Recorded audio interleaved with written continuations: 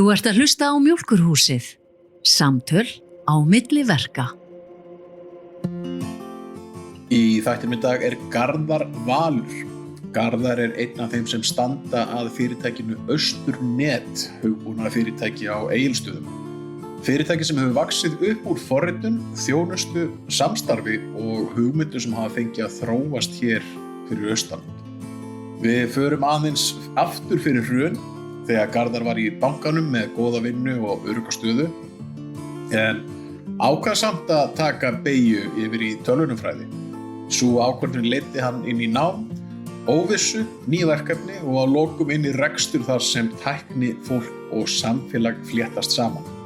Í þættinum okkar markmið að heyra og fá að komast að hvernig maður tekur þessa ákvörðun þegar að fara í nám þegar allt bara í rosalega góðum málum. Hvernig Austurnet og fyrstu verkefnin urðu til, hvað gerist þegar hugmyndir fá rými, fólk og tíma til að þroskast og hvernig það að byggja upp hugbúnaðarfyrirtæki á Egilsstöðum í litlu samfélag þar sem tengslin skipta máli. Heill og sæll, Garðar, velkomin í Mjólkurhúsið. Þakka þið fyrir, Eli. Takk fyrir að gefa þið tíma. Ég veit að búið mikið að gera á síðustu misseri. Já, heldur betur. Þetta svona sama gamla lumman, alltaf mikið að gera. Maður notar þetta sem afsökun, en sannleikurinn sá, það bara mikið að gera. Já, þetta við höfum gert grínaði sérstaklega á mér og í kringum mitt fólk. Það maður sé eins og gangandi virkilningum, bara brjálega að gera. En þetta kannski hluti fyrir okkur sem erum í rekstri og reynum að svona hafa stjórn á tímanum. Að þetta alltaf skólinn sem við gengur erfiðast að heimfæra rétt að vera með góða tímastjórnun. Tímastjórnun, það lykilatriði. Hún mætti kannski vera betri hjá mér. Já, og þú ert ekkert einn í það. Nei. Herðu, en ef við byrjum þetta, þú starfar og átt og rekur fyrirtæki ásamt nokkrum öðrum sem mér þykir mjög merkilegt sem staðsett á Egilsstöðum. Austurnet. Jú. Mér langar að byrja að spyrja þig, til þess að rúlla boltanum á stað. Þú varst að vinna í bankanum. Í Landsbankanum, já. Í Landsbankanum. Já. Og umturn á svo líðin og ferð að læra forritun. Þannig að spurning minn hvernig varstu staddur í lífinu ef við verðum opaslega formlegir þegar þú tekur þess afdreiðuga ákvörðun? Já, þegar stórt spurt.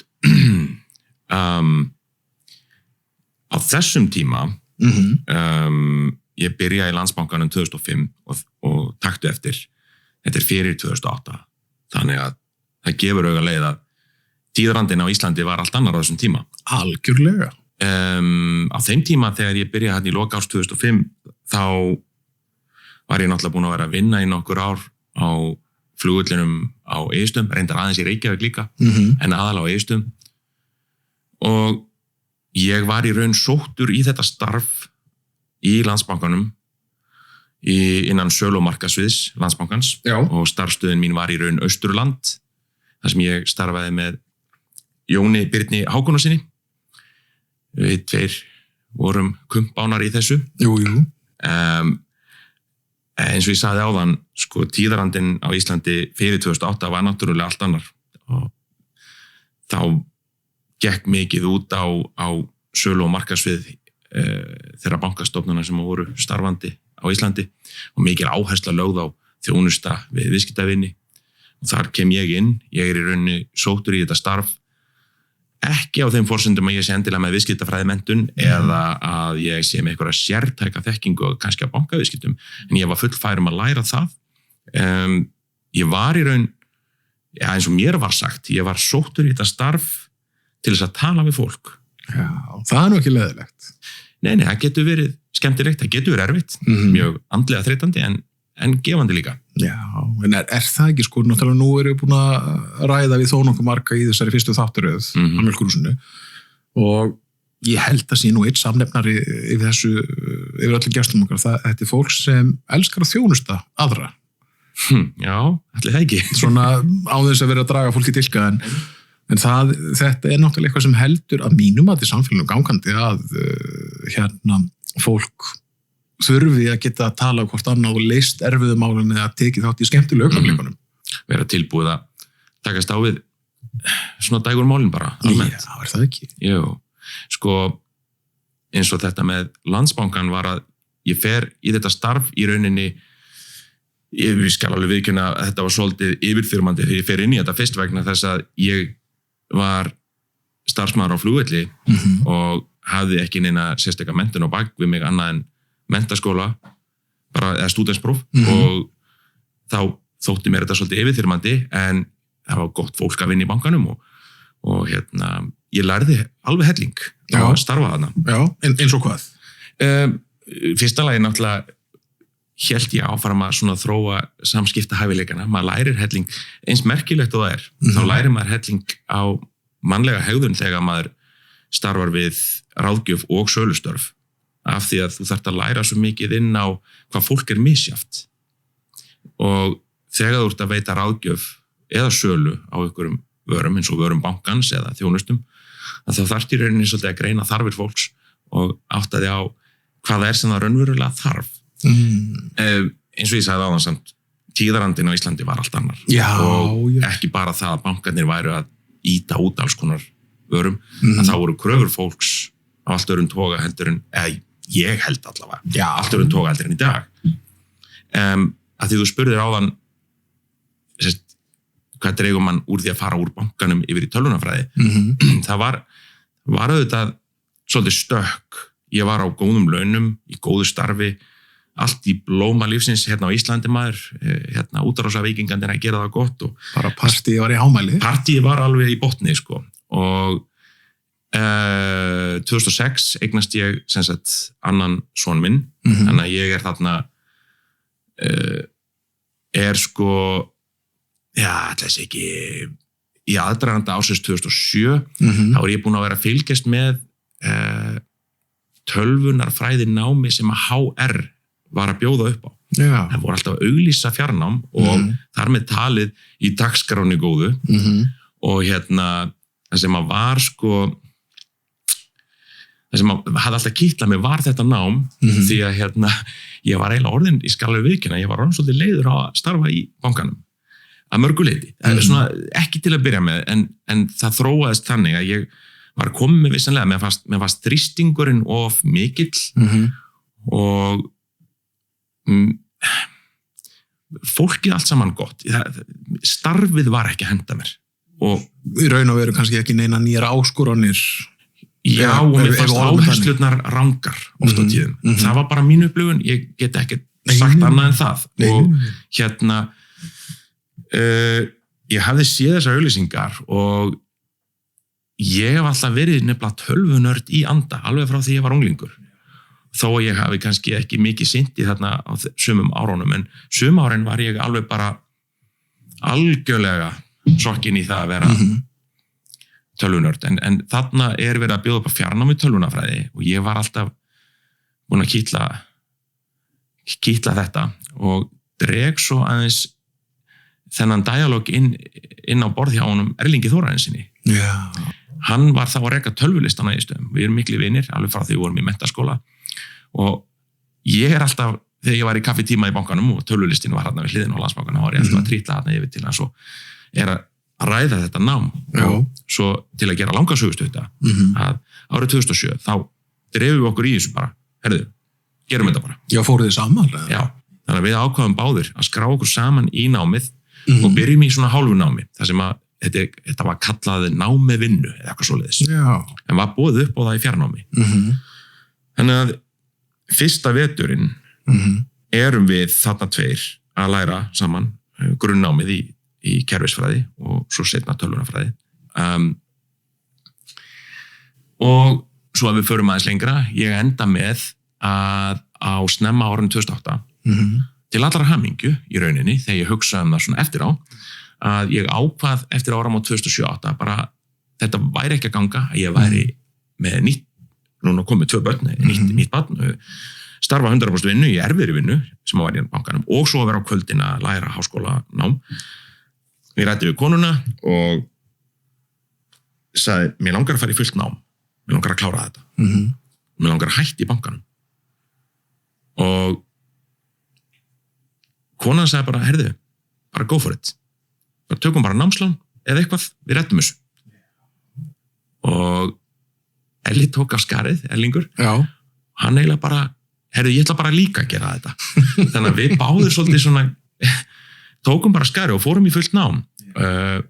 Svo erum við bara þarna í algleymi, veturinn eftir, sem þá 2008, í náminu og svo bara man ég alveg eftir því þegar við erum eitt kvöldið, seinta kvöldi, erum að læra einhverja djúpa tölvuhögun og þá sendu okkur skilabóð sem þið verið að horfa á fréttirnar. Þá var Geir Haarde að blessa Ísland. Það man ég alltaf eftir því vegna sem við vorum að læra tölvuhögun akkurat á þeim tíma. Þetta, ég held að flestir Íslendingar allan á þeir sem hafðu aldur og vit til munun alveg hvað þið voru þegar Haarde blessaði okkar ágæti þjóð. Einmitt. Þannig að þú hefur farin úr bankan maður en allt fór í skrúfuna. Já, akkurat það. Ég, svona, eftir á að hyggja, ég er hættur, ég sagði upp bankavinnunni, mörgum þótti það. Þegar margir voru hissa, ég segja. Sko, sjálfsagt ef maður ætlar að horfa þetta út frá, praktík eða praxis, að fara úr námi sem gefur góða tekjur, náttúrulega með úr starfi, meinaru? Já, úr starfi, úr starfi ekki námi, að fara úr vinnu sem maður bara getur lífað þægilega og mjúku lífi. Algjörlega. Og stökk í óvissuna, þú veist, að fara að herða sultaróluna sem raungerist fyrir alla eftir það. Reyndar, já. Og þetta svona, maður álítinn hálfklikkaður. Eiginlega vegna þess að á þessum tíma, einhverjum 6, 7, 8 mánuðum áður en að þetta umrædda bankahrun verður, þá ég í rauninni búin að seifuninni, komin í 100% nám, búin að selja bílinn minn. Já, þú seldir bílinn líka? Já, keypti mér ykkur á ódýradröslu. Já. Ég í rauninni, þannig séð, ef ég hugsa tilbaka, ég átti í rauninni engar skuldir og ég átti í rauninni engar eignir.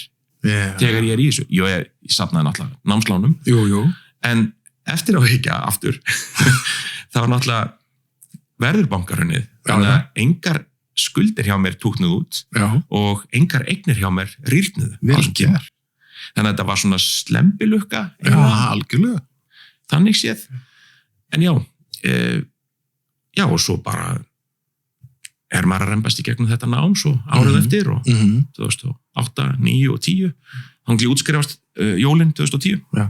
Þannig að þú ert í rauninu bara á þessum tíma þá til loka árs 2010 bara í nám og engin hliðaverkefni eða neitt svo leys? Nei, ekkert nema ég vann það sem áður hét Nýherja, ég fekk vinnu hérna í Nýherja á Egilsstöðum, vann þar 2 sumur. Já. Það var ágætt, þá vorum við að vinna fyrir, þá var maður í svona, hvað kallar maður það, IT, hérna, þá var maður að vinna fyrir sveitafélögin og eitthvað svona opinber entity sem að Nýherja var með hérna samninga við. Já. Þar fer ég að vinna með gömlum félaga sem ég náttúrulega búin að þekkja frá menntaskólaárum, Sigurður Pál Berend, sem þó fyndið sé að ég og Erlingur og svo Siggi endum náttúrulega á í rauninni seinna meira að stofna þetta fyrirtæki með öðrum 2011. Og við vinnið enn saman í dag. Já, erum enn á gólfinu á Vesturnetti, við 3. Það er rétt, ásamt fleirum góðum einstaklega. En ef ég spyr þá hérna þegar þú útskrifast, hvað tekur þú við? Þú veist, kemstu þá beint inn í forritun eða? Nei, í rauninni ekki. Sko, það er þannig að eins og gefur að skilja eftir bankahrunið þá var landslægið líka allt annað af því að það var ný ríkisstjórn, það var vinstri stjórn Jóhannu og Steingríms tók við þarna eftir hitt ævintýrið og hérna og á þessum tíma verður náttúrulega mikil breyting í þjóðfélaginu vegna þess að ég allavega upplifið það mikið á árunum þegar ég að klára háskólan. Ég fer að kynnast fullt af fólki á Egilsstöðum, fullt af fólki sem ég reyndar þekkti alveg fyrir, svo Hjörvar Hafgelsson og Unnar Erlingsson sem maður þekkti alveg, Þórunn Hálfdánadóttir. Allt þetta fólk var í rauninni að vinna saman og fullt af öðru fólki sem hafði eitthvað sem endar á fræðingur eða eitthvað svoleiðis. Það getur verið lögfræðingar, tölvunafræðingar, sagnfræðingar, skiptir ekki máli. Allt þetta fólk var að starfa saman í svona frumkvöðla verkefnum. Og á þeim tíma var auðvitað ríkisstjórnin þess tíma spýta inn peningum í alls konar sjóði eins og rannís og styrktarsjóði út allt land. Það var náttúrulega á þess, ég tek alveg undir með þarna, ég man eftir þarna, á þessum tíma ég náttúrulega sjálfur búsettur í Reykjavík og þarna kviknuðu mörg frumkvæla setur. Akkurat. Það sem var þá styrkur frá opinbera til einhverjar einingarfélaga, samtakaða fyrirtæki eða hvað það var. Það sem að fólk með hugmynd gat komið og setti hvað á stað. Í rauninni þannig, já. Náttúrulega atvinnuleysi og tíma var náttúrulega bara svimandi hátt. Það var það. Og margir að mæla götur, margir með hugmyndir og menn vildu þróa þessar hugmyndir og ríkisstjórn þess tíma var með mikinn áhuga á þessu. Þannig að þessi hópur var þá hana í Unna fór nokkuð aðeins yfir þetta ef ég man rétt frásögna hjá honum þá var talað um að þessi hópur hafi verið staðsettur í þessu þessi nýjan sem að Íslandsbanki sjó á og gamla bónus eða BT eða hvað þetta heitir bara hvaða tímabil þú vilt tala um hvað var í þessu húsi Nákvæmlega og endar það þar hjá þeim eða já, ég og Elli erum sérst á síðasta árinu í háskólanum og á þeim tímarendar þetta gerist alltaf svipum tíma þegar ég hugsa tilbaka. Það þannig að ég og Erlingur erum sem sagt að leita okkur á lokaverkefni sem við þurftum að vinna í háskólanum. Siggi hafði þá farið að starfa aðeins með þessu fólki, Ágústi og Tjörfa og þeim í einhverjum forritunarverkefnum því að þá vorum við hættir hjá Nýherja og ég að klára námið og ég og Elli og við okkur vantaði lokaverkefni og Tjörfi Hrafnkelsson greip boltan og kom okkur í samband við aðila hérna á Egilsstöðum sem að vantaði tiltekið forrit fyrir landbúnaðarverktaka og við Erlingur tókum bara skarið og sóttum að þetta mætti vera lokaverkefni okkar.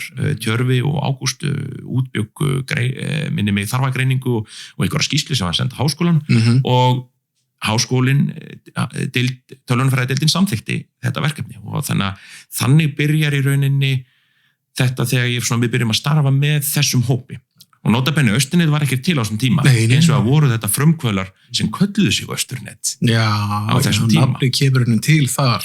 Í rauninni, þetta var net hérna fyrir austan af alls konar fræðingur sem voru að vinna að alls konar frumkvölaverkefnum.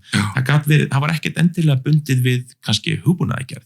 Þetta gátu verið frumkvölaverkefni bara við útgáfu bókar eða hvað sem er. Þetta var bara, ef að menn voru með hugmynd, hún þótti kannski virka, það var kannski búið að gera viðskiptaáætlun eða eitthvað, og þá var keyrt á þetta, stundum með styrkjum.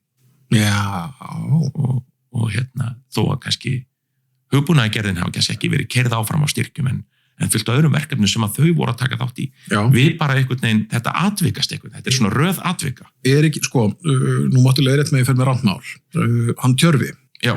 Hinn dulúðlegi maður sem ég held að ég hefa hitt á öllum minni tímum bara einu svona tvisvar. Ein skemmtileg varandi Tjörfa, hann á afmæli í dag. Nei, það? Ég var að koma staði á hann. Daginn sem við tölum Tjörfa, hann á afmæli í dag. Sem minnir mig það, ég þarf að senda honum afmæliskveðju. Við sendum alltaf svona eftir á kveðjur hérna. Bara hérna, við gerum það núna. En á þessum tíma þegar þessi hópur byrjar að safna sem var hann ekki að vinna fyrir, þetta ekki Markastofu Austurlands heldur, hvað var að kalla þetta? Þróunarfélag Austurlands minnum. Já, eitthvað í þá áttinu. Þróunarfélagið, það er ekki bjöllum alltaf. Þetta var allavega eitt af þeim félagum sem sameinaðist inn í Austurbrú á síðan tíma, minnir mig. Já, og þannig að hann var svolítið kannski spraut hann í þessu verkefni að koma fólki saman og koma einhver verkefni á stað. Tjörfi er alveg magnaður einstaklingur og hann gerði það og hann var búinn að sanka í kringu sig fullt af góðu fólki og allt þetta fólk vann saman eins og þú nefndir áðan Unnar Erlingsson, frábær einstaklingur og fullt af öðru góðu fólki, Tóta eða Þórun. Já, hún Tóta okkar. Og svo náttúrulega var Ágúst kominn hérna seinna mér. Og þetta er bara svona, þetta er náttúrulega mörg ár síðan en þetta er svona fólki sem að stendur upp úr, sem að maður var að vinna mest með. En mér langar að spyrja það meira út í lokaverkefni. Þú sagðir þið voru að gera forrit, náttúrulega þetta er kringu 2010, það ekki? Jú. Þetta er lokaverkefni 2009-10. Þetta er hérna 9-10, eitthvað sliðis. Náttúrulega í dag finnst manni svo sem sjálfsagt að landbúnaðina sé með eitthvað forrit og annað slíkt, en á þessum tíma man maður það að snertiskjáður voru svo sem ekkert neitt til þess að sem var ekkert í boði. Hvað fólst í þessu verkefni sem voru að gera í lokaverkum? Já, það var einstaklingur hérna sem hafði gríðarlega miklar hugmyndir hvernig væri hægt að vera ekki með rassvasabókhald í svona landbúnaðarverktöku. Þá gátu menn verið að rúlla hey fyrir bændur eða slá eða skítadreifa eða þessi verkefni sem þarf að vinna. Og hann var með hann hafði miklar hugmyndir hvað væri hægt að gera til þess að skrá verktökuna. Þetta var í rauninni svona glorified verkbókhald, nema þetta var eins og þú nefnir á snertitölvu. Hann hefði keypt sér snertiskjá og var búinn að tengja það við þar til gera tölvu og hann var búinn að festa þetta í traktorinn sinn. Og það sem honum vantaði að vara núna var lausn á skjáinn til þess að geta slegið inn einhverja tölur, hvað hann var að gera. Þá var hann sem sagt búinn að forstilla það í sérstökum bakendaforriti sem að við setna meir forrituðum fyrir hann. Og hann gæti þá verið búinn að ákveða ég að fara að vinna fyrir þennan bónda, ég vann 100 rúllur, bla bla bla, eitthvað svoleiðis. Þannig raun hann geti kallað út skýrslu og látið verkkaupan hafa. En málið var á þessum sama tíma var að GSM-samband eða netsamband var líka gloppótt. Þannig að sem kerfið var tvíþætt. Það var þannig að þetta var fyrsta lagi á þessari snertiskjátölvu sem að gat safnað gögnum það sem að verktakinn var að vinna. En svo leið og hann kemst í samband, þá samhæfði hann gögnin úr snertitölvunni yfir í miðlæga vefþjónin sem að við hýstum. Þar að leiðandi gat hann svo bara á kvöldin þegar hann var komið heim, þá fór hann bara á eitthvað.is og fór að vinna svo úr verkbókhaldinu. Þetta er svo sem innstamála að útfæra í dag. En á þessum tíma var þetta ekki þekkt. Nei, og mér þykir alltaf áhugavert að hugsa til þess, það er ekki svo langt síðan þetta var. Í dag er það herrans ár 2026 og maður tekur snjallsímana, spjaldtöluna, hvað og svo sem sjálfsögðu hlut, en það er ekki lengra síðan heldur en 15-16 ár. Snjallsímar í þeirri mynd sem við þekkjum í dag, þeir eru að koma upp á yfirborðið 2012.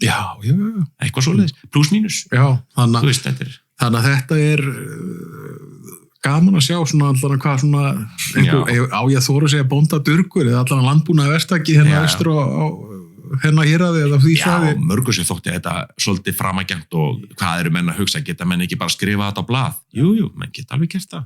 En þið klára verkefni og það er með þessu lokaverkefni. Það er með þessu lokaverkefni, já.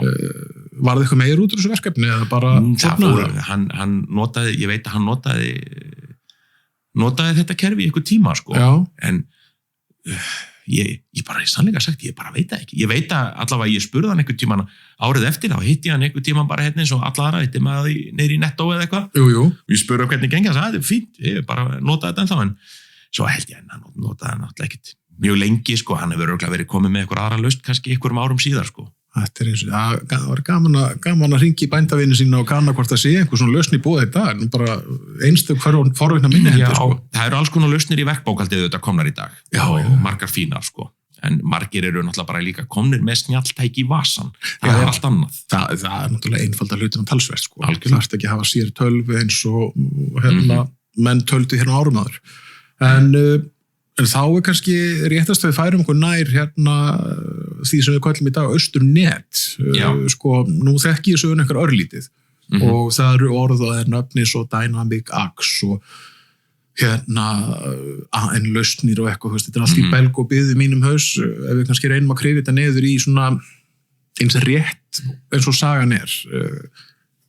Hvenær ferð þú að vinna með þessum hópi þá í rekstri eða svona farið að gera þetta einhverju skipilinu hætti?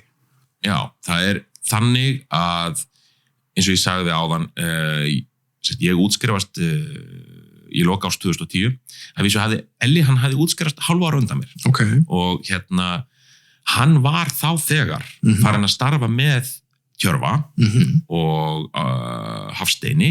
Ég glemdi að nefna Hafstein á hann. Hafstein var auðvitað með okkur líka. Að Tjörvi, Hafstein og Elli voru farnir að vinna því þú nefnir Dynamics Axe og fyrir þá sem ekki vita hvað Dynamics Axe er, þá er það í rauninni ekkert annað en risastórt það það mjög lítilvægt að kalla það bókhaldskerfi en það í rauninni í grunninn bókhaldskerfi en það mikið meira. Tekur byrðahald og bara í minni dagverju nota ég þetta forrit sjálfur í dag í nýjustu mynd. Já, sko, sumir þekkja nafnið Navision eða Business Central, Dynamics Axis svona eins og stóri bróðir. Já. En sem sagt, þeir eru sem sagt að vinna, sem Stjörfi, Hafsteinn og Elli, þeir eru þá þegar ég að útskýrast, þá eru þeir alveg djúpt í að vinna í þessari Dynamics Axis forritun og þeirra viðskiptavinir eru aðalega í Bandaríkjunum og verkefnin komið þaðan frá, það var Íslendingur sem var aðilega bandarísku fyrirtæki, þekkti Tjörva, þetta bara hérna úr fyrri mynd, ykkurum fyrir tímum þegar þeir voru að vinna saman í hugbúnaðargerð í Reykjavík. Þetta alltaf svona maður þekki mann og þannig atvikast þetta þeir fá fullt af þessum verktakavinnu úr Bandaríkjunum og eru að vinna að þessum verkefnum. Hins vegar útskrifast ég þarna í loka árs 2010 í rauninni ekki með neitt í hendi. Ég var náttúrulega bara þá komin með gráðu en þurfti eiginlega að finna mér eitthvað að gera. Pælingi var ætti ég að sökka mér í Dynamics Axis eða eitthvað annað fyrir mig að gera. Og ég fer þar á leiðandi að vinna aðeins með Ágústi og Sigga. Það eitthvað svona .net forritunni, það segir kannski engum sem ekki í forrituna heimum hvað .net þetta í rauninni bara svona rammi sem að þú getur forritað inn í frá Microsoft. Já. Þetta sérstakt, við kallum það framework. Já. Og það eru ykkur verkefni sem að ég blandast inn í til að byrja með, þá eru Siggi og Ágúst búin að vera að vinna með verkefnisfélagi sem heitir Abs starfsgreinafélag, verkefnisfélaginu hérna fyrir austan og þá höfðu þeir verið að vinna einhverju sérlaust fyrir félagatal þeirra, einhverju svona lítilli lausnin í SharePoint og ég svona blandast aðeins inn í það, samt ekkert mikið, ekki nógu mikið að verktöku til þess að geta að lifa því. Þannig að ég enda með að reyna aðeins að færa út kvíarnar, enda á því að opna tölvuverkstæði, því ég þekkti náttúrulega IT-starfsemi, dreg Sigga með mér í það. Við tveir erum hann í einhverju 1-2 ár að brasa og bardúsa við það að sinna þjónustu við fyrirtæki og gera við tölvur og eitthvað svoleiðist við hliðina á þeim verktöku sem að kannski datt inn á borð hjá. Bara brúa við. Sko, ekki það skipti öll máli, en nú í forritunum þess að ég búin að læra óbúðslega mikið staðsetningar fyrirtækjar og sögurni áðurinn í Kímika. Hvar voruð með þetta verkstæði? Það var þarna, það sem þú nefndir áðan, í nýjunni, á efri hæðinni, fyrir ofan það sem Íslandsbanki í dag. Og við vorum með 2 skrifstofur fráteknar, ég og þegar við Elli erum í lokaverkefninu, þá erum við í öðru rýminu og Siggi og Ágústi eru þar. Svo í hinu stóra rýminu, þetta kannski erfitt að lýsa þessu svona bara í orði. Ég sérstaklega sem aldrei komið með hana. Já, akkurat. Þetta voru í rauninni 2 skrifstofur, 1 lítil og 1 stór. Já, ég orðið að þannig. Og í stóru skrifstofunum voru Tjörur Hragesson, Tóta, Hafsteinn, Unnar, minni mig, og einhverju fleiri. Jú, hann var hérna líka reyndar Þröstur Jónsson sem hann var með fyrirtæki þá sem hétar Rational Network, það heitir nú öðru nafni í dag. Hann var þarna að vinna í hugbúnaðargerð líka og hann svona einhvern veginn bara var að deila plássi með okkur og það var mjög forvitnilegt vegna sem maður fekk mikla einsýn í það sem hann var að gera, bara magnaði hlutir en við Elli erum sérst að vinna í litla rýminu í lokaverkefninu og svo seinna meir ég að vinna með Sigga í tölvuverkstæðinu þar. Já. Hvað endist tölvuverkstæði lengi hjá okkur? Það er ekki lengi, 1-2 ár. Vegna þess að ég komst eiginlega bara fljótt að því að það er eiginlega bara draumórar að vera að reka tölvuverkstæði. Það er kannski ástæði fyrir því að tölvuverslanir reka jafnframt tölvuverkstæði. Vegna þess að tölvuverkstæði getur aldrei verið neitt annað en hliðarverkefni. Og svo ég tala ekki í dag, þá er það nú bara djók, vegna þess að þú kaupið bara nýtt tæki. Ég skallan að það orðið talsvægt erfiðar að gera við hlutina eins og miða hvernig það var áður fyrr, sko. Einmitt. Þegar maður getur ekki eins og skipt rafhlöðu símanu sínum. Nei. En það er þannig að sko, til þess að færa okkur aðeins framar, þá er það í rauninni, maður er að reyna að vinna að þeim verkefnum sem detta inn á borðhjómanni. Það var alveg, maður gæti alveg lifað þannig sjá því. En 2012, þá tökum við þátt í útboði sem að Abs starfsgreinafélag hafði boðið út. Málið var að Abs starfsgreinafélag vildi bjóða út nýjan orlofsvef. Þeim vantaði orlofsvef fyrir félaga sína. Og við böðum í verkið. Já. Við og held ég 2 aðrir aðilar úr Reykjavík. Allavega, ég held að það eru 2, minni mig. En pottið Já, allavega, hvort sem það var. Hvort sem það var. Og ég gerði þarfagreiningu, gerði eitthvað mock-up, eitthvað svona skjámyndir og bjóð til eitthvað til þess að kynna fyrir stjórn afls. Við kynntum það og svo nokkru síðar var okkur tilkynnt að við hefðum fengið verkið. Vel gert. Og það þótti sérstaklega ánægilegt að því að afl hafði mikla ánægja því að geta valið hugbúnaðarmenn og fólk á Austurlandi. Já. Það þótti þeim alveg sérstaklega gott að þurfa ekki að kaupa þessa þjónustu út úr fjórðungnum. Þannig atvikast þetta. Ég gleymi þetta að nefna samt í millitíðinni, þannig er ég komin til 2012. Í rauninni náttúrulega 2011 erum við náttúrulega búin að stofna Austurnet sem fyrirtæki. Já, ok. Að þegar við vorum fjöldin allir af hugbúnaðarsérfræðingum, við vorum 9 í upphafi. Já, þið voru svo mjög. Ekki allt tölvunarfræðingar, en við vorum 9 stofnendur. Já. Og af því að verkefnin voru orðin þetta mörg, bæði Dynamics X-verkefnin og svo við með innlendu verkefnin, þá hjúpuðum við það inn í eitt fyrirtæki. 2012 erum við svo að bjóða í þetta verk, sem að varð fyrsta svona innlenda stóra verkefnið sem við lönduðum. Sem hefur líka bara verið svolítið bakbeinið í reksturnum hjá okkur síðan þá er það ekki? Í rauninni, jú. Já og nei. Fyrstu árin kannski ekki endilega. Okay. Fyrstu árin er bakbeinið fyrst og fremst bandarísku verkefnin og Dynamics X-forritin. Fyrstu svona myndi ég segja 2012, 2013 þá flytjum við yfir í gamla kaupfélagsloftið eins og það er kallað. Naglabúðina, eða það fer eftir hvað gamlingarnir kalla það. Já, nákvæmlega, allavega niður í kaupangi. Niður í kaupangi. Og við erum samt alveg í algleymi þá að starfa við Dynamics X-forritun 2013 og 2014. En ég og Siggi erum jafnframt að vinna í algleymi með afli. Já. Og við þróum þennan orlofsvef 2012 til 2013 og hann er settur þá í loftið 2013 minni mig. Við hafa bara miklar undirtektir og bara mjög ánægilegt því að afli með eignir út allt land. Einnig útferði við samlega þessu, þetta þóttu svona svolítið spes á þessum árum að kerfið væri sjálfbjarga ekki bara með kortagreiðslur heldur með bankagreiðslur líka og þykir ekkert merkilt í dag en ég er að tala um 2013, 12 og 13 að menn gáttu verið að greiða með kröfum og kerfið afgreiddi allt sjálfkrafa. Já. Þú bókar með bankakröfu, þú greiðir bankakröfu og orlofsvefurinn sjálfkrafa skynjar það að krafan sé greitt, gengur frá sölureikningi og sendir í bókhald. Það hefur náttúrulega svakaleg. Þetta þótti mér hinga gert þá, sko. Já. Kannski í dag er þetta ekkert merkilegt. En ég menna samt merkilegt. Já. Náttúrulega við megum samt aldrei gleyma og það er kannski mín skoðun þegar kemur að tæknilegum lausnum. Við megum ekki gleyma hvernig þetta var hér áður fyrr. Akkurat. Þú veist, þetta er eins og þegar Greta var hjá okkur í bókakaffi. Þá fórum við að diskutera hvernig kynslóðin í dag neytir tónlistar og meðan kannski okkar kynslóð neytir allt öðru. Ég er miklu meiri að hlusta á plötuna meðan sonur minn er meira bara að hlusta á lag og lag.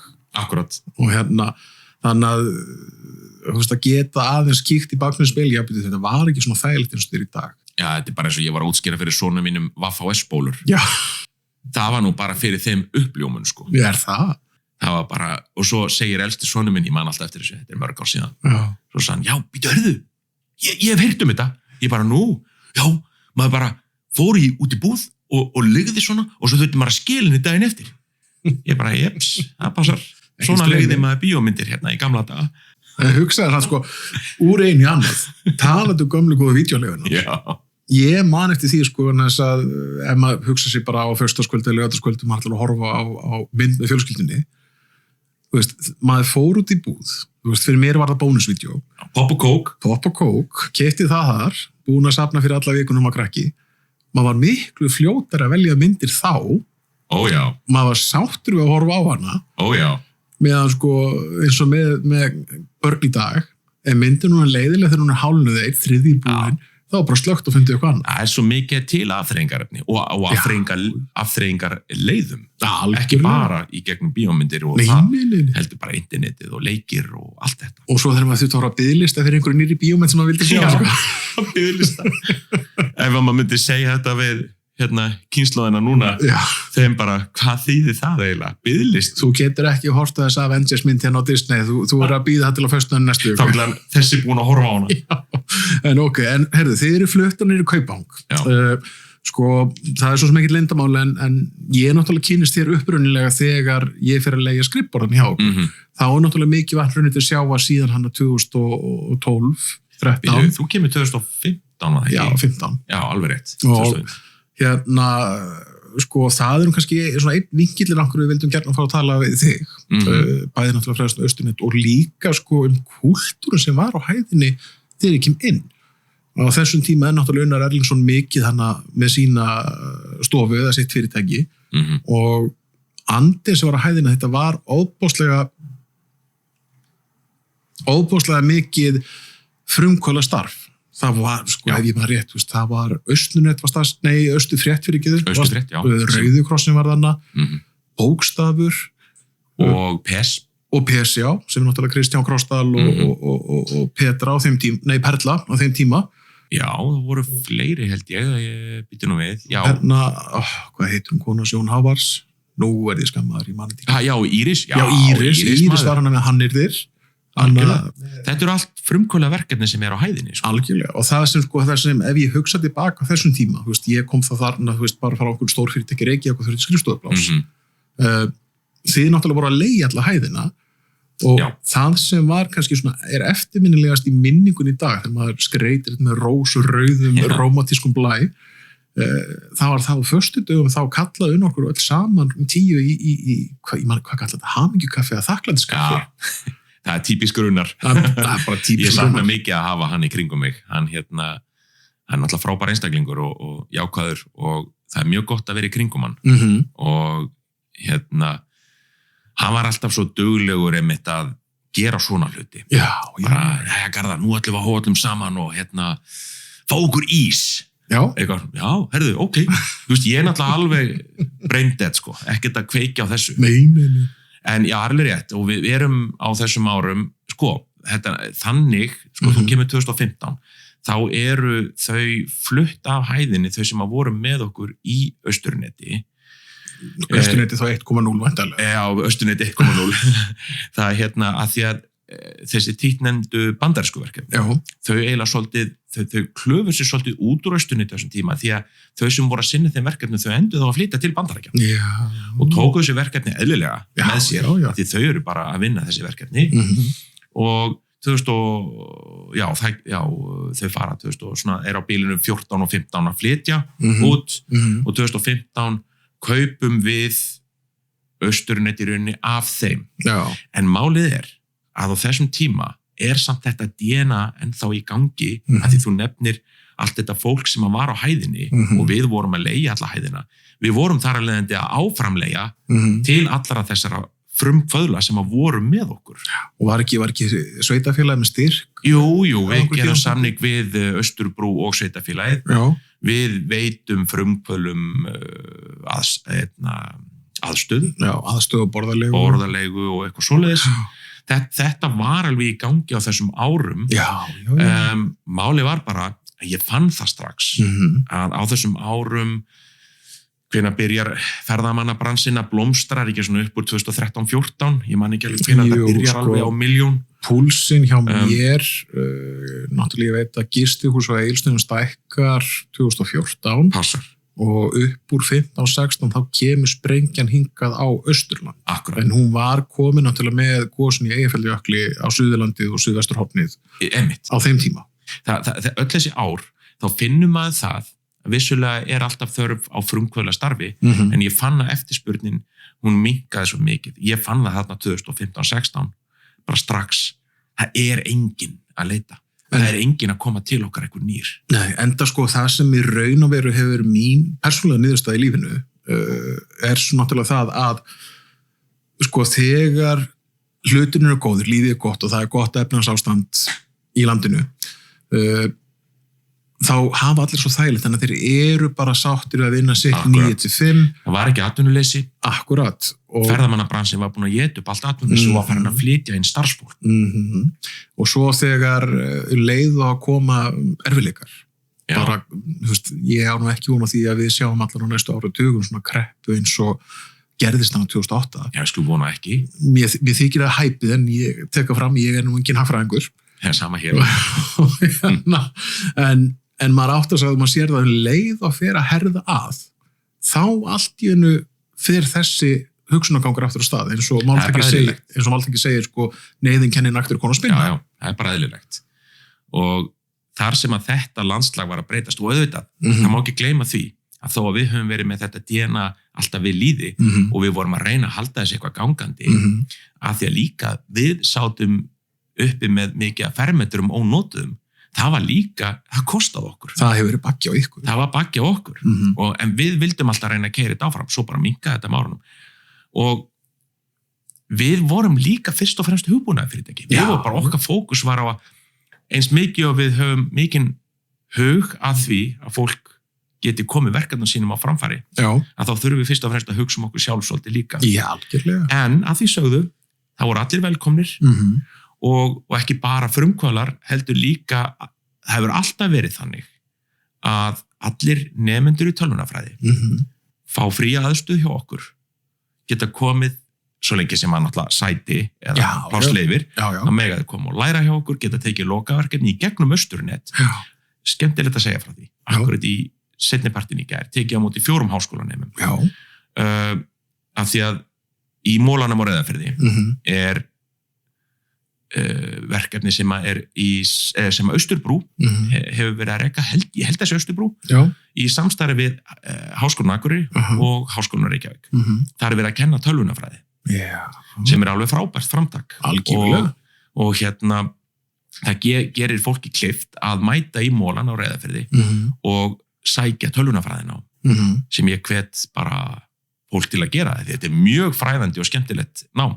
Allavega, ég tek á móti þessum 4 einstaklingum í gær, nemendum sem eru einn á fyrsta ári, einn á öðru ári og 2 á þriðja ári og eru að taka sér bachelor í tölvunarfræði. Og ég var bara, þeir voru hjá okkur í rúma 2 tíma og vorum bara að kynna fyrir þeim starfsemi okkar og vorum að fara yfir hvernig þessi heimur bara er og sérstaklega hérna í sveitinni sko. Svona aðeins að sína raunveruleikan á loftkastalinn mæta. Já, svo bara djóka og svona og líka ég var bara að gera þeim það ljóst og þau voru mjög ánað að heyra það. Þau gætu tekið lokaverkefni í okkur, þau hefðu ekki hugmyndu það. Þannig að, og þau gætu komið til okkar hvenær sem er. Af því að aftur, þetta DNA að hjálpa fólki kringum okkur, af því að við erum í sveitinu og við erum svo fá, að við verum bara sterkari fyrir vikið ef við getum einhvern veginn stutt hvort annað. Ég er nú ekki von á því og með þetta er ótrúlegt sko, á þess að hafa einhverja fullusum það. Ég myndi ekki búast við því að svona einhver fyrirtæki í Reykjavík myndi apa þennan leiku upp eftir. Sko. Maður veit það ekki, kannski. Þetta er mjög óábyrgt að segja þetta svona, það sé engin, en svona miða við hvernig maður þekkir kúltúrinn á Suðvesturhorninu, þá finnst mér á ólíklegt, en ég ætla ekki að fullyrða það. Nei, ég skil alveg hvað þetta fara samt, því að það er... Við vitum hvernig það er að vera í fámennu samfélagi, að maður þarf að vera með marga hatta. Við söfnum flýspeysun.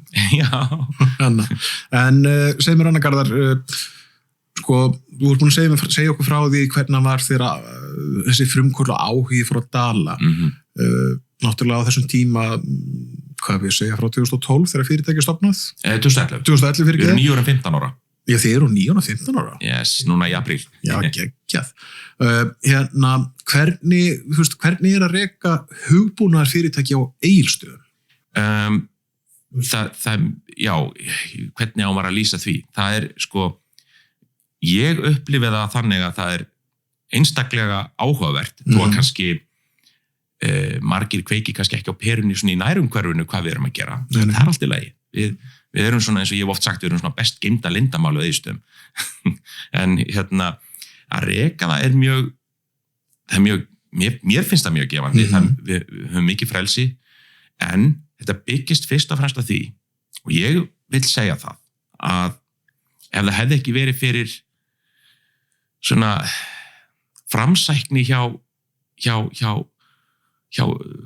verkalýðshreyfingunni hérna, hjá Afli að vilja skipta við okkur eins og þau gerðu hafa mikla hugsjónir fyrir að færa rekstur síns verkalýðsfélag inn í hugbúna sem við erum að þróa að ef það sennilega hefði ekki verið fyrir Afl, ég veit ekki í hvaða mynd Austurnet í rauninni væri í dag. Nei, en það ég spurði á náttúrulega hvort að Afl hefði ekki verið bakbeini hjá okkur lengi vel sem var rauninni ekki upphafi. Ég tek hatt minn ofan fyrir sérstaklega Sverri sem hefur náttúrulega verið í framlínunum fyrir Afl frá því ég kynnist verkalýðsfélaginu. Þið hafið framkvæmt ótrústu hluti, sko, bara svo ég nefni nú eitthvað. Ég man út að þeir eiga náttúrulega sko hennar stigaganga þessar blokkan í Reykjavík, þannig í miðbæ.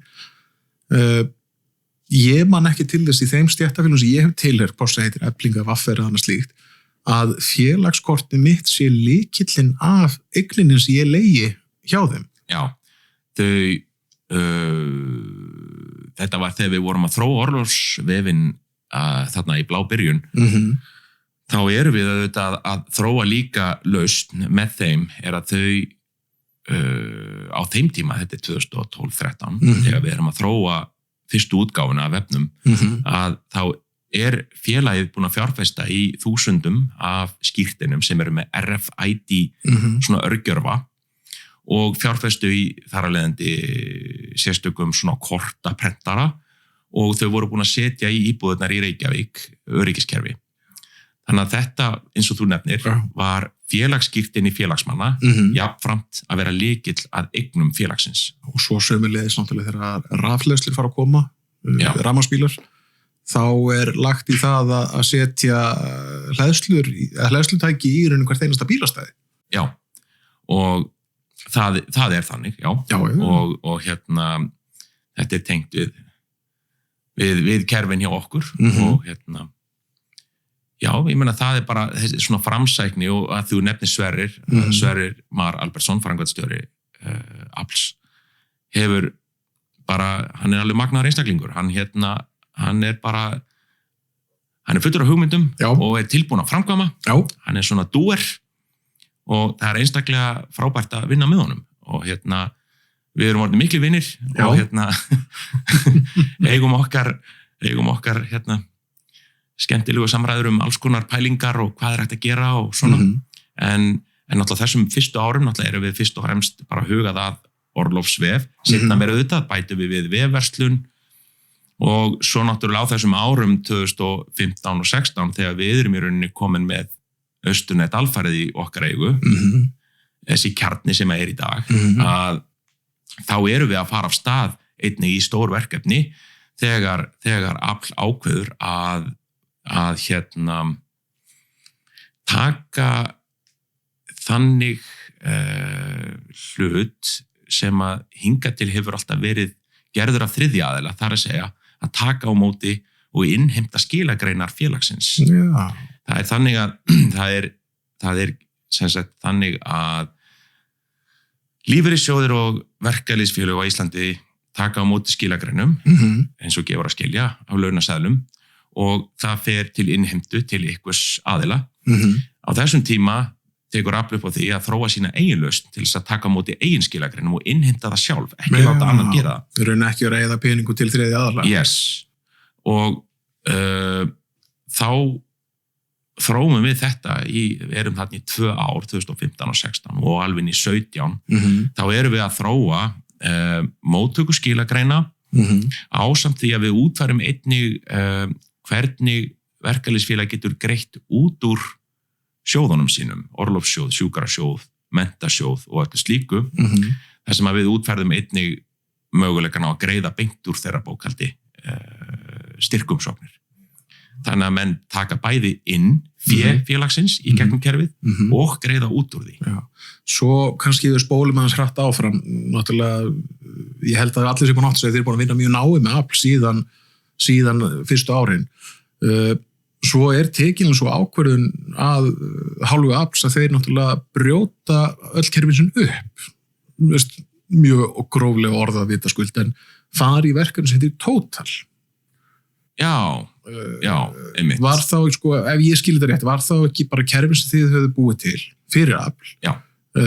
Settir hún í nýja umgjörð undir nýjum hatti og Total þá væntanlega sameigna félag sem önnur stéttarfélag á landinu eiga hlut í, eða? Já, þú ert komið svolítið fram úr, en sko, það er rétt hjá þér að því að þegar við gerum samning við afl á sínum tíma, að þá við Siggi vorum alveg sammála það að allur hugbúnaður sem við þróum fyrir okkar viðskiptavini er alfarið í eigu viðskiptavinar. Það þýðir það að allur frumkóði og hugbúnaður sem við þróum og höfundaréttur þess er alfarið í eigu viðskiptavinar, ekki okkar. Þannig að þau reynum getur farið til næsta fóritri að verður eitthvað ég hef sambandi brotnar á milli ykkar, þá eru þau ekkert í djúpum. Þau þurfi ekki annað en bara eitt símtal og þau segja við viljum fara til annars hugbúnaðar fyrirtækis, þá ekkert mál, þá tökum við frumkóðan, setjum hann á USB-lykil eða eitthvað og sendum ekki svo vel, ekkert mál. Já. Það er sko, ég held að það sé ekkert viðskiptahættir sem margir stunda í þessum bransa hér á landi eða hvað. Ég veit það ekki, ég held ekki. Þú bara þekki það ekki? Ég er bara í sveitinni, sko. Ég veit það ekki. En fyrst þú minnist á sveitina, þá langar mig eiginlega að spyrja þig, sko... En ég ætla bara að segja, ég get klárað, sko, að því þú nefnir Total, að því þú fórst aðeins fram úr, en það er alltaf leið, vegna þess að það skiptir engu máli, vegna þess að, sko, þetta kerfi sem við höfum þróað, ef við förum alveg til ársins 2017, 18, 19, svona fyrir COVID-tímabilið, að þá er auðvitað starfsmenn afls eða framkvæmdastjóri afls og formaður og aðrir eru að nota kerfið. Ég meina, hann Sverrir, títtnefndur, er kannski að sitja aðeins í þing eða er að sitja með einhverjum kollegum frá öðrum verkalýðsfélögum og er að jafnframt að vinna á kerfið sitt og það er náttúrulega að sjá aðrir forkólfar úr öðrum verkalýðshreyfingum kannski horfa yfir öxlunum og spyrja hvað er þetta? Og þá náttúrulega eðlilega ef ég væri Sverrir þá var ég alltaf að monta mig að sjálfsögja á því að þetta er kerfið okkar, sko, sjáðu hvað ég get gert. En þannig atvikast það að því þú nefndir Total, það er rétt. Total er í dag sérfyrirtæki, félagakerfið Total EHF og það er þannig að þegar við förum lengra með kerfið að þá fórum við í smá tilraunaverkefni með verkalýðsfélagi í Hafnarfirði sem heitir Hlíf. Sem er þeir félag Guðmundur Rúnar Árnason sem er framkvæmdastjóri Hlífar og Sverrir Mar Albertsson, þeir eru æskuvinir, þekkjast og við vorum búnir að ræða þetta í gegnum árinni og Sverrir hvort það væri hægt að blanda fleiri verkalýðsfélögum. Það var vissulega margt sem þurfti að gera til þess að gera það gerlegt. Af því að kerfi var í rauninni sniðið utan eitt verkalýðsfélag að blanda öðru verkalýðsfélagi þyrfti að líta í mörg horn vegna þess að rekstur verkalýðsfélaga er mjög misjafn. Þeir eru misjöfnir svo mörg. Algjörlega. En við förum í þetta verkefni, ég held ég sé ekki að fara með rántmál, við erum að ræða þetta á COVID-tímabilinu svolítið og förum í að undirbúa þann jarðveg hvort það væri ekki hægt að færa annað verkalýðsfélaginu og þá byrjum við þetta samstarfsverkefni með Hlíf. Til að þetta gæti orðið að veruleika rekstrarlega séð fyrir afl, að því að afl aftur átti 100% af kerfinu, að þá var ákveðið að færa eignarhald kerfisins yfir í þetta nýja EHF, Total, félagakerfið Total EHF. Og Hlíf kaupir sig inn í það. Og félagakerfið Total er rekið á þeim forsendum að það sé óhagnaðardrifið fyrirtæki og yfirbygging þess er í rauninni kerfið eða hýsing þess kerfis ásamt viðskiptum við Austurnet að kaupa vinnu af Austurnetti til þess að þróa kerfið áfram með þeim. Þannig er ég komin örugglega til ársins 2021 og 2022. Þannig erum við að bræða Hlíf inn í kerfið. Og það gekk þokkalega vel að voru þetta ýmis vandamál sem komu upp en Guðmundur Rúnar hjá Hlíf er nú magnaður einstaklingur og mjög yfirvegaður og rólegur, þannig að það var mjög gott að vinna með honum í þessu. Það er nú jákvæmt til mann í þessari stundu. Já, en þetta gekk bara vonum framar. Árið síðar, heldur þannig 2022 sennilega Hlíf komið í, ef ég man rétt, í fullan rekstur, þá bankar risastórt verkefælisfélag á dyrnar, Efling í Reykjavík, sem eitt af stærstu verkefælisfélagum á Íslandi, og þeim langar að skoða málið aðeins.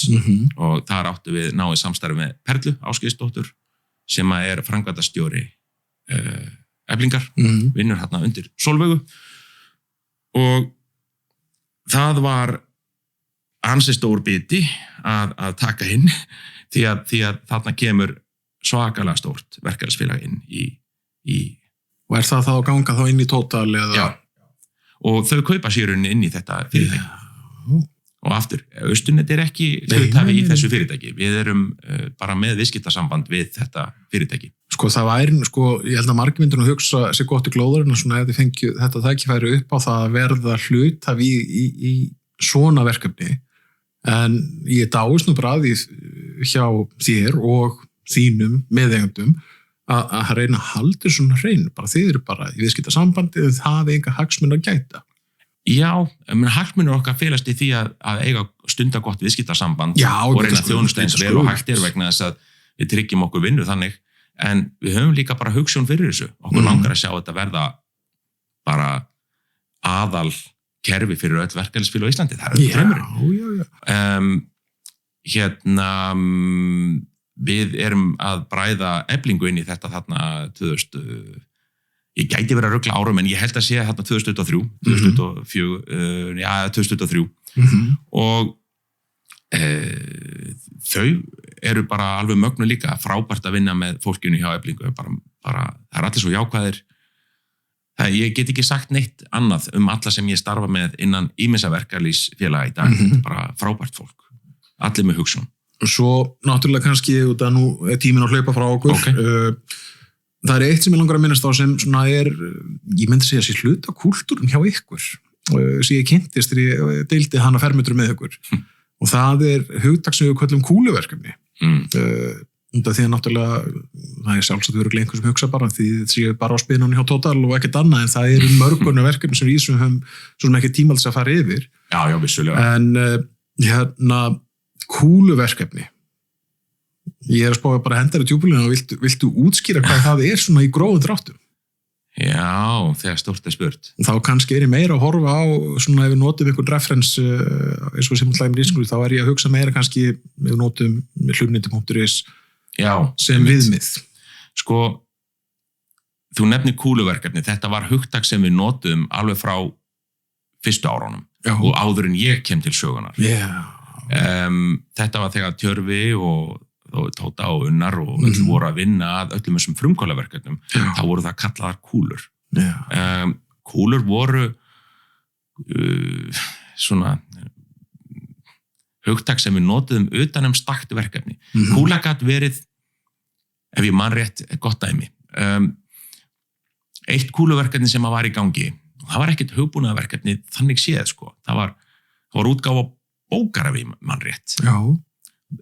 Þá í rauninni fjallaði kúlan það að það væri einhver ábyrgðaraðili.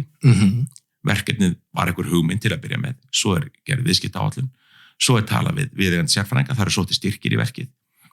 Þetta í rauninni bara ferillinn hvernig frumkvölaverkefni eru unnin. Uppgjör kúlu getur verið margvísleg. Menn hafa bæði sótt styrki eða unnið að verkefninu. Mögulega ekki fengið neitt greitt fyrir það ennþá, en hins vegar hafa allir tímar verið lagðir til hliðar og skrásettir. Verði kúlan gerð upp, kannski bara verkefni bara búið, bókin gefin út, ef ég nota bókin aftur sem dæmi, nú eða þetta eitthvað eins og þú nefndir áðan Austurfrétt, sem fréttavefurinn, hann var Austurfrétt var í rauninni kúla. Nú byrjaði sem kúla. Nú, og annarkvort útskrifast kúlan bara þannig að hún gerðu, allir fá greitt eða menn geta orðið hluthafar eða kúlan verður að EHF-i, bara fyrirtæki. Austurnet var kúla. Nei, hættun. Í rauninni, vegna þess að það útskrifaðist í rauninni sem fyrirtæki. Já, þú veist, þetta mjög rökriðt þegar þú segir þetta, Ég skal bara ekki hugsa þetta ekki svo langt aftur, sko. Nei, en sko, kúluverkefni í rauninni bara þetta hugarfar sem við höfum gagnvart verkefnum. Við meðhöndlum oft mörg verkefni innan hús hjá okkur, hugbúnaverkefni þar að segja, sem kúlur, að því leitinu til að við prófum kúlurnar, útfærum þær, hendum jafnvel tímum eða fjármunum í það og sjáum hvort það standi á eigin fótum eftir einhver tiltekinn útskriftartíma. Þú nefndir hlunindi.is. Hlunindi.is er verkefni sem við höfum alltaf haft í vasanum allar götur frá því áður en við stofnuðum Östurnet. Hlunindi.is er verkefni sem upphaflega var stofnað í kringum rjúpnaveiði á Íslandi. Það var samstarfsverkefni eða kúluverkefni sem var í kringum jarðir skógræktar ríkisins. Og þar sem að skógræktarstjóri vildi koma böndum á eða í rauninni stunda veiðistjórnun, skulum við segja, á rjúpnaveiði á lendum skógræktar sem eru mjög ásæknar í rjúpnaveiði. Og þar að leiðandi var sem að verkefni hét þá rjúpa.is. Það fjallaði að selja rjúpnaveiði leyfi á jörðum skógræktar. Svo það verkefni eitt og sér var bara lokaverkefni í háskóla til að byrja með en endaði sem kúla og svo þegar við Siggi förum að vinna dýpara í þessu verkefni þá færum við út kvíarnar og hugsum þetta ekki bara sem rjúpnaveiði, við heldur sem hlunnindi af jörðum. Já. Vegna þess að landeigendur eiga hlunnindi á jörðum sínum. Rjúpa er eitt af þeim. Það getur verið hvað sem er. Gæs eða lax eða sílúkur eða bláberjatínsla, mér er alveg sama, eða malarnám, hvað köllum við hlunnindi í dag? Nákvæmlega. Pælingin á bak við hlunnindi.is var svo að við gætum selt hvaða hlunnindi sem er sem að landeigendur vilja selja af sínum jörðum og við útvegum þeim í rauninni framenda til þess að selja það. Og við tökum þá í rauninni bara komissjón af sölunni. Bara þóknun og sölu? Já, þóknun og sölu, sko. Þetta er allan að verkefni sem lifir bara góðu lífi í dag enn þann daginn í dag. Já, bara skal viðurkenna, við höfum kannski ekkert verið að þróa það neitt frekar í mörg ár vegna sem við höfum verið svo djúpt sokkin í öðrum verkefnum. En rétt hjá þér, það verkefni selur rjúpnaveiði leyfi á hverju einasta ári og já, það er bara þarna. Nei, sko ástæðan okkar ég minnist sérstaklega kannski á hlunnindi bara vegna þess að ég á bæði vini og frændfólk á Suðvesturhorninu og síðastri hittu fyrir sunnan og þá bara litist umræðan í veiði, náttúrulega maður hefur sjálfur áhuga á henni og þar fram eftir götunum og þá fór ég að spyrja hvort þið farið á rjúpu og já, heyrðu, ég fór inn á hlunnindi.is og þú getur ímyndaði svipin með að segja já og það ég þekki kallana og konuna sem eiga þetta verkefni. En þetta er þetta góða punktur sem kemur inn á. Ímyndaður og sért út hérna ungu maður, býrð í Breiðholtinu og þú varst að fá byssulíf og þeir langar að fara á veiða rjúpu. Hvað gerirðu? Þú svona, ég þekki enga bændur. Hvar má ég veiða? Ég myndi fara það á okkur almenninga. Já. Auðvitað. En svo kannski bara, herru, hér er bara vefur. Já. Þú getur keypti bara leyfi á okkur jörðum. Fyrir norðan, austan, sunnan, hvar sem er. Nákvæmlega. En svo bara fyrir nú í síðasta hlutan hjá okkur. Já, ok. Það sem ég langar eiginlega að spyrja þig, Garðar, ef við súmurum bara allan tíma frá því varst í bankunum og til dagsins í dag, hvað myndir segja, hvað hefur breyst mest hjá því frá því að þú tók stökkið úr bankanum? Meinaru bara persónulega? Bara almennt, bara persónulega eða vinnulega eða bara hvernig viltu taka þetta? Þetta er náttúrulega búið að vera langur tími, alveg 20 ára frá því ég tók ákvörðun að fara í tölvunarfræðinám, fullorðinn með 2 börn og í góðri vinnu í Landsbankanum, yfir í það að vera orðin eigandi að Austurneti og er að vinna með frábæru fólki með mér. Og sko það sem hefur breyst er auðvitað að ég get unnið við það sem að ég hef yndi af. Ég er að vinna með frábæru fólki og frábæru viðskiptavinir. Ég myndi segja að ég upplifi svolítið að þetta séu forréttindi. Þannig upplifi ég það. Ég bý hérna í sveitinni, get unnið við það sem er skemmtilegt og það er líka þannig að ekki bara varandi tótalverkefni eða hluniti, bara fullt af öðrum verkefni sem við höfum ekkert nefnt, sem eru bara í gangi fullt af þróunarverkefni sem við erum að vinna að við höfum ekkert nefnt, en við þurfum að taka svona þriggja þátta en það er það sem ég er að meina er að þetta er svona já, þetta er bara þetta er svo gefandi já, þetta er gefandi og ég upplifi það þannig. Erum við kannski að horfa á klísuna eins og oft sagt að ef þú vinnur það sem þú elskar þá vinnur aldrei dag í lífinu? Það er svolítið þannig. og þú vilt meina klísan sér sannu eða hvað? Ég held að, ég myndi bara velja sannana svona. Já, ég bara held það. En áður en við ljúkum þessu Garðar, þegar ég var að undirbúa mig fyrir þennan þátt, þá rakst ég á grein og sem rataði fréttir. Út af furðulegu atviki á bílaplan á Egilsstöðum. Hvað var það heila? Ertu að meina atvikið 2016? Já. Já. Almáttugur. Viltu rifja þau upp? Já, þetta var svolítið fyndið. Þetta var ok. 2016, það gefur að skilja, þá er náttúrulega ferðamannabransinn í algleymi á Íslandi. Jú. Ég er að mæta til vinnu þarna í Kaupanginum. Eldsnemma mótni, þetta er örugglega 6-7 á mótni og ég er að mæti vinnur og legg bílnum og fyrir það sem ekki vita þá snýr sem sagt bílastæði Kaupangs að þvottaplani N1 N1 með þvottaplan og bensínstöð þarna. Ég legg bílnum, mér eru litinir á þvottaplan og ég þurfti svolítið að nutta stýrurnar úr augunum, ég held ég væri að dreyma en ég sá 2 nakta ferðamenn á bílaplaninu og voru 3, 2 þeirra voru semst að baða sig með þvottakústunum. Voru þarna, ég trúði ekki eigin augum, heldur ég náttúrulega eins og sannur Íslendingur tók upp símann og tók myndir og bara hristi hausinn og svo stíg út af bílnum og bara, guð minn almáttugur, hvað er ég að horfa á? Og ég heyri að þeir eru franskir, vegna þess að ég heyrði eitthvað á frönsku, svo það fyndi vara ég veit ekki hvort þessi útvarpshæft.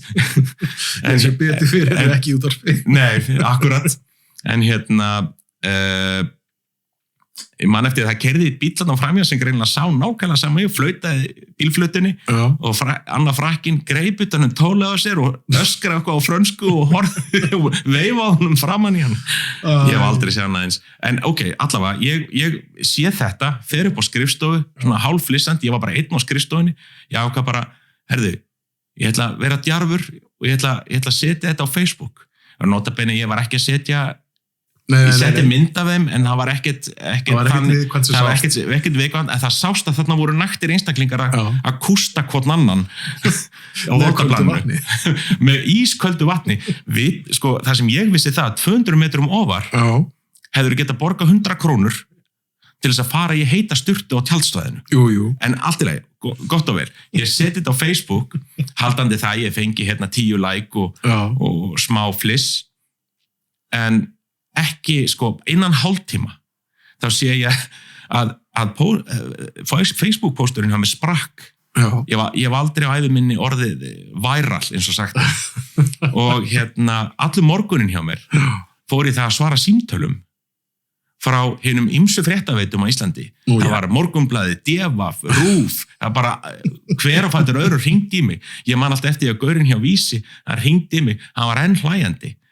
Hann bara sæll fyrir ekki, ég ræði ekki við þetta, ég hlæ svo mikið, en varst þú að setja þetta á netið og eitthvað svona og ég náttúrulega bara, já, og hann spyr, má ég ekki örugglega setja þetta, er þið ekki sama? Og ég bara, jú, sjálfsögðu, bara með einu skilyrði.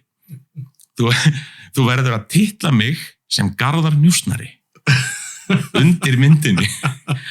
Ekki máli, vinnur.